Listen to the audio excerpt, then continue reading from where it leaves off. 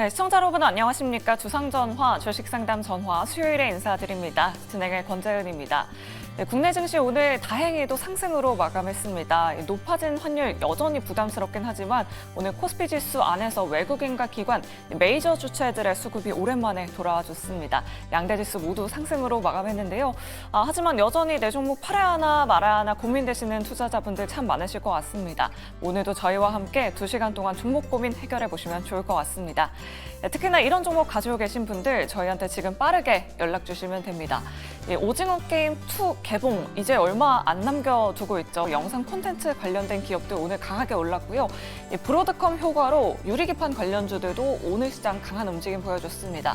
보유하거나 손실 중이신 시청자 여러분들의 많은 연락 기다리고 있겠습니다. 전화번호 02-2000-4919번이고요. 샵 2034 문자 메시지 유튜브 채팅창에 고민되시는 종목명과 매수가 비중 남겨주시면 저희가 실시간 우선 상담 도와드리도록 하겠습니다. 오늘도 여러분들의 많은 참여 기다리고 있겠고요. 자, 오늘 거래대금 상위 종목들 확인해 보면서 내일 시장 좀 든든하게 대비해 보도록 할게요. 거래대금 상위 종목 이렇게 가지고 왔습니다. 삼성전자, SK하이닉스 오늘도 역시나 상반된 움직임 보여줬습니다. 어제 낙폭을 뒤로하고 삼성전자는 오늘 1% 넘게 상승했고요. 반면에 SK하이닉스는 오늘 하락으로 마감했습니다. 오랜만에 거래대금 상위 종목에 자동차 탑2가 이렇게 들어와 있습니다. 오늘 현대차와 기아, 외국인의 수급이 강하게 들어오면서 현대차는 오늘 4% 넘게 상승했고요. 기아 역시나 6% 넘는 상승폭을 기록했습니다. 그리고 신규 상장주도 계속해서 거래대금 상위 종목에 올라와 있습니다.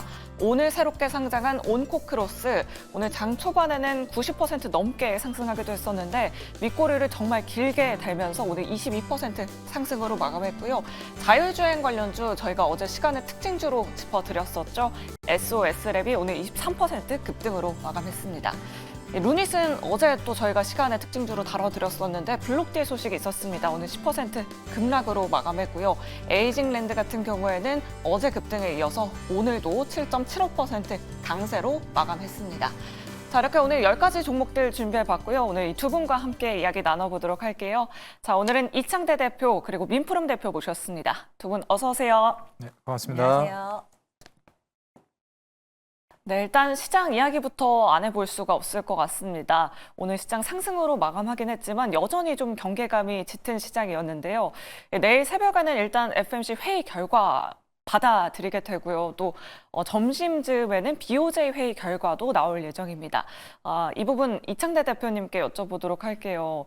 사실 지난번 7월이었죠. 일본에서 또 갑자기 금리 인상을 하면서 엔캐리 트레이드 우려가 정말 커졌었잖아요. 국내 증시도 그때 또 한번 출렁거렸었는데 내일도 그 부분을 좀 우려를 해야 될까요? 일단 이제 미국 기준금리가 가장 중요할 것 같고요. 네. 그 다음으로 이제 일본이 좀 중요할 것 같습니다. 그리고 일본 같은 경우에는 아무래도 이제 미국 기준금리 결정에 따라서 또 변동도 있을 것 같긴 한데 중요한 건 미국 같은 경우에는 기준금리 동결이나 인하 확률이 굉장히 높고 지금 페드워치에서도 기준금리 인하 확률을 95% 정도 계속해서 이제 높은 확률로 유지를 하고 있더라고요. 그래서 이런 점을 미루어 봤을 때는 아무래도 기준금리 인하 확률이 한 단계 정도 나오지 않을까 좀 내다보고 있고요. 여기서 이제 중요한 건 결국 이제 흐름 자체가 어느 방향성으로 갈 거냐를 우리가 좀 봐야 될 것 같습니다. 미국 기준금리 인하 기조가 지속될 것이냐 아니면 좀 브레이크가 걸릴 것이냐인데 저는 아무래도 중간중간 브레이크는 조금씩 걸릴 수는 있겠지만 지속될 거라고 보고 있어요. 그 이유는 지금 글로벌 불경기가 점점 심화되고 있기 때문도 있고요. 그리고 지금 가장 기준금리 인하에 브레이크를 걸 만한 요소로 생각을 하고 있는 게 바로 관세입니다. 지금 트럼프 정권이 들어서면서 바로 다음 달이죠. 이제 1월부터 취임 본격적으로 시작되면 관세를 본격화하고 그로 인한 물가가 튀고 그러면 기준금리 인하에 브레이크가 걸리는 게 아니냐 이 우려가 가장 큰데 트럼프가 이제 당선되기 전부터 계속해서 연준에 좀 강한 언행을 좀 했었잖아요. 어찌 보면 좀 연준 의장 파월을 좀 끌어내릴 수도 있다 막 이런 기사들도 나오기도 했고요. 근데 저는 이게 하나의 이 뭐라고 해야 될까요? 관세 같은 협상 카드라고 보고 있습니다. 그래서 사실상 이제 연준과 대화를 하면서 같이 맞춰 나가자, 조율하자. 이 연준이 너무 독립성으로만 가면 안 된다. 저는 이런 스탠스로 그렇게 언급한 거라고 보고 있고요. 막상 이제 당선되고 나니까 언행을 좀 부드럽게 바꿨죠. 그럴 생각 없다. 대화하면서 진행할 거다. 이렇게 얘기했습니다. 그래서 지금 연준에서 기준금리 브레이크 걸 가능성으로 얘기했던 게 결국 관세거든요.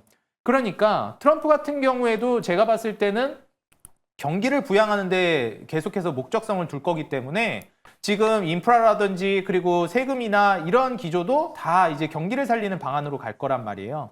그럼 이제 연준이 그럼 또 기준금리 인하 브레이크가 걸리면 또 어려워질 수 있으니까 제가 보기에는 관세 카드를 쓰기는 하는데 이게 기준금리 인하 기조에 영향을 줄 만큼 관세를 크게 가져가진 않을 거로 보고 있습니다. 그래서 그걸 조절을 할 것 같아요. 그래서 관세를 좀 주기는 하는데 이게 기준금리 인하에 브레이크를 걸 정도다 영향을 준다. 물가가 튀게 한다 그러면은 좀 더 완화적으로 관세 내가 처음엔 세게 얘기했는데 사실 그 정도까지는 아니야. 원래 너희를 협상 테이블로 끌어오기 위해서 그렇게 얘기한 거야. 이런 스탠스로 갈 가능성이 높다고 보고요. 그래서 저는 관세는 사실상 트럼프가 조절할 거라고 봅니다. 기준금리 인하가 막히지 않은 정도 선에서. 그리고 경기를 이제 활성화시키고 결국 그렇게 됐을 때 기준금리 인하 확률은 앞으로도 계속 저는 지속될 가능성이 높다라고 보기 때문에 중간중간 브레이크 걸린다 하더라도 장기적인 전망은 인하 국면으로 보시는 게 좋을 것 같아요. 저는 오히려 미국 기준금리보다 일본 기준금리가 더 저는 좀 중요하게 와닿게 보고 있어요.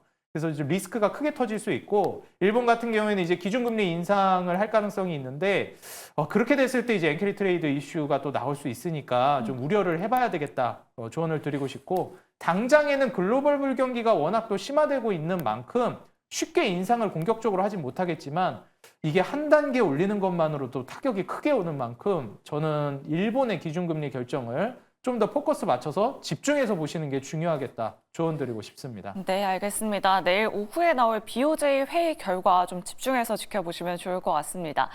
그럼 민프론 대표님께는 오늘 국내 증시 상황 한번 여쭤보도록 할게요. 고환율에도 불구하고 오늘 코스피 쪽에서 외국인 기관 수급 정말 강하게 들어왔었고요. 오늘 코스닥은 오후 2시를 기점으로 좀 상승 전환하는 모습도 보여줬는데 장 막판에 조금 밀리는 모습 보여줬더라고요. 이창용 총재 발언도 있었고 뭐 정치적인 리스크도 있는 것 같은데 오후장에는 좀 갑자기 왜 이렇게 무너진 걸까요? 지금 그 오후장에 갑자기 무너졌다는 게 이제 이거 딱 장 마감 직전에 네. 이 차트를 코스피 차트를 보시면 장 마감 직전에 갑자기 좀 급락한 게 있거든요.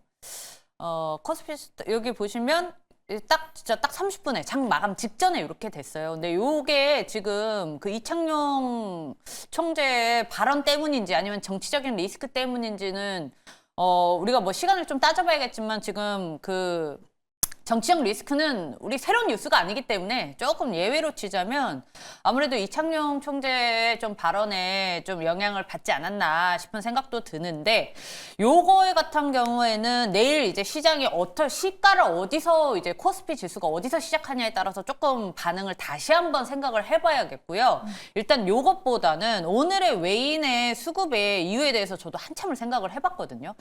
요걸 과연 의미 있게 받아들이는 게 맞나? 라는 생각을 많이 했는데 지금 사실 보세요. 우리가 이번 주, 저번 주 뭐 사실 우리 정치적 리스크가 터지기 전부터 외인이 굉장히 매도가 강했잖아요. 환율이 이렇게 올라가고 있는데 외인이 매도를 하는 거는 그들도 손해예요. 이미 지금 달러를 이렇게 환율이 쌀 때 들어왔다가 지금 환율이 비쌀 때 매도를 한다는 거는 그만큼 손실을 감내하고 판다는 건데 그것은 왜? 환율이 1,500원 가까이 갈 것이다라는 전망과 1,450원 이상에서 놀 것이라는 전망이 지금 그런 얘기까지 나오고 있어요. 그러니까 이 말인 즉슨 뭐냐면 지금 환율보다 더 올라갈 가능성이 있는 이 불확실성의 어떤 이 아주 강한 안 좋은 리스크죠. 요게 있으니까 지금 손해를 감내하고 계속해서 매인이 이제 팔아 제낀 거거든요. 근데 이제 오늘의 이 매수를 어떻게 봐야 되냐?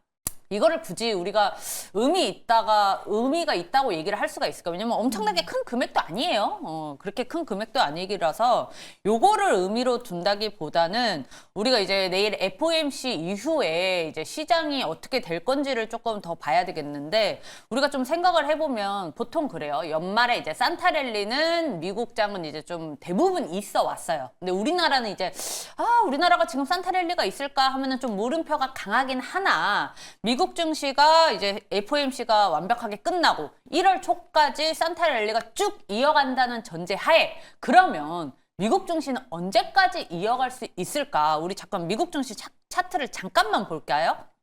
이게 지금 나스닥 차트거든요. 나스닥 차트인데 여기 보시면 그냥 끝도 없이 그냥 쭉 그냥 일직선이죠. 그냥 계속해서 상승 추세가 이어지고 있단 말이에요. 얘네도 어쨌든 저쨌든 조정이 올 수밖에 없습니다. 그 시기가 언제냐? 바로 내년으로 이제 얘기를 많이 하거든요. 지금 FOMC는 어쨌든 이제 금리 인하의 가능성이 굉장히 높다고는 치지만 금리 인하가 나오면 같이 항상 나오는 이슈가 있어요. 바로 경기 침체 이슈입니다. 그래서 이 금리 인하를 오늘 FOMC에 이제 금리 인하가 결정이 됐어. 그걸 기다리는 게 아니라 금리 인하 땅땅땅 그 다음에 파월 의장의 발언이 중요합니다.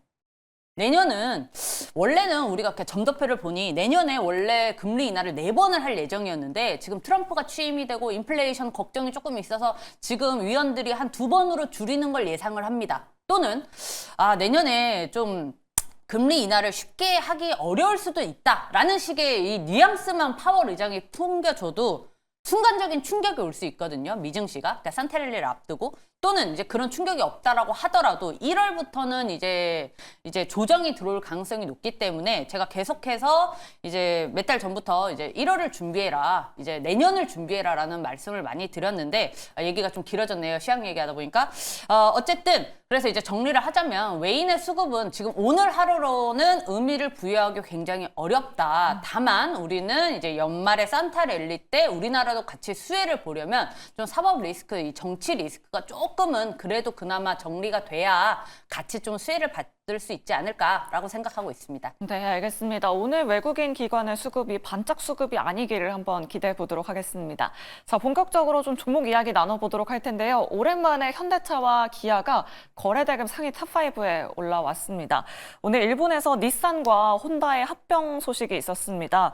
혼다가 오늘 3% 하락으로 마감했고요. 닛산 같은 경우에는 오늘 20% 넘게 급등세를 연출했습니다. 이창대 대표님께 여쭤보도록 할게요. 오늘 현대차, 기아 외국인이 좀 바스켓으로 담는 모습이던데 이 합병 이슈가 좀 호재가 됐을까요? 아니면 현대차 자체적으로 그 판매량을 늘리겠다 하는 것이 호재가 됐을까요? 저는 둘 다 어느 정도 영향을 줬다라고 보고 있습니다. 네. 지금 현재 이 경기 민감 업종의 대표격인 이 자동차 업종 중에 한국에서는 대장주로 볼 수 있는 게 현대차 그룹이죠. 제가 이제 이 증시 사이클 단계를 3단계로 크게 쪼개드린 적이 있었는데 간단하게 말씀드리자면 실적 기대감으로 우리나라 같은 경우에는 반도체가 먼저 주도해서 움직이고 2단계의 제약 바이오, 마지막에 이제 피날레를 치는 것이 바로 인프라를 비롯한 경기 민감 업종이라고 말씀드렸습니다. 그래서 이제 중후장대 산업들 이런 쪽이 많이 움직일 것이다 말씀을 드렸고요. 사실 아직 움직이지 않은 게 이런 인프라라든지 경기 민감 업종입니다. 여기서 유일하게 많이 이제 시세를 보여준 게 조선인데 조선은 워낙에 이제 독자적인 슈퍼사이클이 진행 중이기 때문에 생각보다 빠르게 움직였다라고 보시는 게 맞을 것 같아요. 그래서 사실 이런 인프라라든지 중후장대, 이 경기 민감 업종이 아직은 올라오지 못하고 있습니다. 당연한 것이 지금 불경기가 만연해 있기 때문에 경기 민감 업종이 오르기가 어려워요. 그런데 이런 상황 안에서 결국에는 저가 매수를 할 수가 있는 것이고 이런 경기 민감 업종을 투자할 때는 어찌 보면 투자하기가 편해 보여요. 불경기에 샀다 호경기에 팔면 수익을 볼 것 같은데 어려운 측면이 이 불경기가 됐을 때 점유율을 뺏기거나 사업이 축소되고 혹은 심한 경우에는 망해버리는 경우까지 나와버리게 돼요. 근데 여기에서 정말 이 불경기에 사서 호경기에 초대박을 터뜨리는 기업들은 오히려 불경기가 됐을 때 주변 경쟁업체들의 점유율을 뺏어오거나 아니면 아예 인수합병을 해버리는 식의 외형 확장을 꾀하고 그리고 이 넓어진 파일을 기반으로 호경기가 왔을 때 그대로 이걸 수익성으로 연결시킵니다. 그때 막상 이제 호경기가 왔을 때 그러면 다른 기업들은 또 수익성이 좋아지지 않겠느냐? 아니에요. 중후장대 산업은 캐파를 함부로 단기간에 늘릴 수가 없습니다. 공장이라는 게 오늘 이제 장사 잘 될 것 같으니까 뚝딱 한다고 생겨나는 게 아니거든요. 자동차 만들고 조선 만드는 건. 그런 관점에서 저는 이제 현대차 그룹이 정확하게는 지금 미국에서 점유율 확장을 꾀하고 있는 것이 굉장히 긍정적으로 보여지고 있고요. 애국심이 이제 올라올 정도로 너무 잘하고 있다고 보여집니다. 다만 이 불경기 때문에 경기 민감 업종의 분위기가 안 살아나서 그런 것이지 이제는 추후에 어떻게 보면은 잭팟을 터트릴 만한 그런 트리거를 지금 품고 있다라고 보고 있어요. 결국 이 기사 역시도 닛산 혼다 합병 추진뿐만 아니라 미국 내에서 점유율을 더 저는 확장할 거라고 보고 있기 때문에 지금 관점에서 굉장히 투자 매력도가 올라가고 순서상 아직 슈팅이 나오지 않은 섹터이기 때문에 요즘 부각되고 있는 뭐 AI 관련된 종목들 부담스럽다 하시는 분들은 저는 자동차 섹터 그중에서도 우리나라 대장주로 평가받는 현대차그룹 눈여겨보시면 좋을 것 같고요.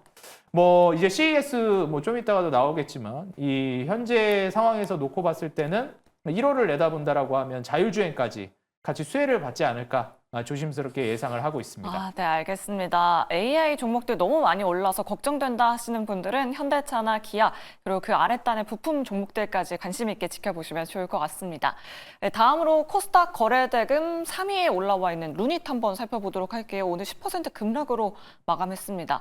저희가 어제 시간을 특징주 시간에 다뤄들었었는데 그때까지만 해도 사실 유상증자 설이 돌았습니다.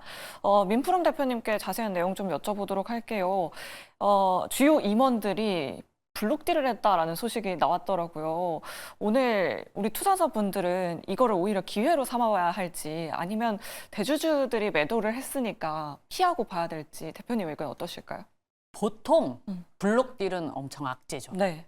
왜냐면 일단 블록딜 자체가 고위 이제 임원들이 또는 이제 대주주들이 이제 대량으로 매도를 하기 위해서 블록딜이라는 어떤 요렇게 말을 많이 칭하는데 이번에 블록딜 한 규모가 그렇게 크지 않아요. 그러니까 이제 그 회사 임원하고 주요 주주 한 7명 정도가 이제 이제 시간 외에서 이제 블록딜을 했는데 요게 이제 총 지분이 11.56%에서 이제 10.24%로 감소를 했거든요. 그러니까 즉 1점 몇 프로를 매도를 한 거예요. 근데 그 매도한 이유까지 이제 얘기를 한 게 이제 작년에 이제 일부 임원이 글로벌 시장 확대를 인해서 고금리 대출을 받았다. 그래서 그것을 갚기 위해서 이렇게 일부만 판 것이다.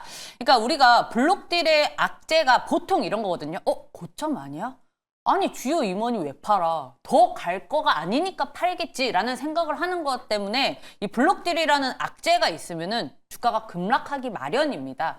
그래서 오늘의 이 급락은 완벽한 이유가 있기 때문에 급락이 있는 건데 문제는 그거예요. 지금 한 11월부터 한 달 정도 에서 굉장히 급등을 했거든요. 루닛이.